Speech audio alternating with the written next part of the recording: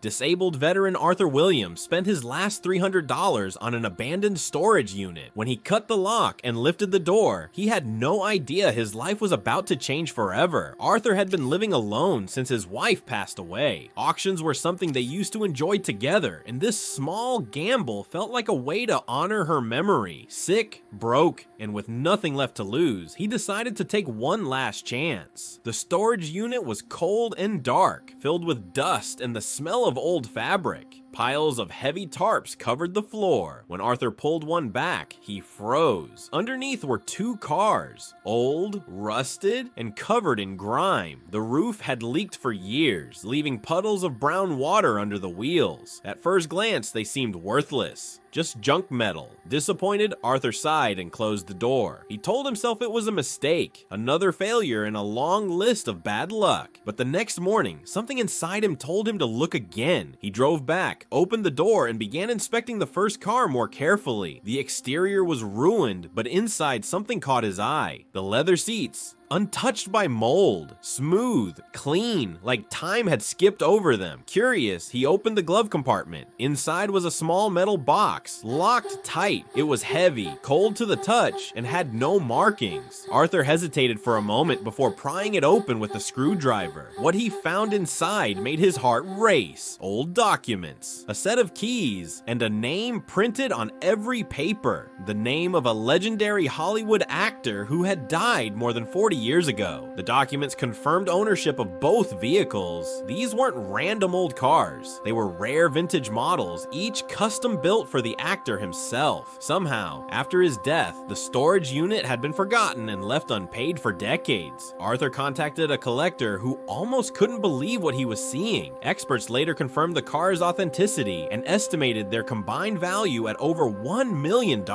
even in their damaged state. Arthur sold them for several $100,000, enough to clear his debts, pay for his treatments, and live comfortably for the rest of his life. When reporters asked him what he planned to do next, he simply said, "I just wanted to feel lucky again." To this day, no one knows how the unit stayed hidden for so long or why no one ever came for it. But for Arthur, it was a final gift, one that turned his last $300 into a miracle.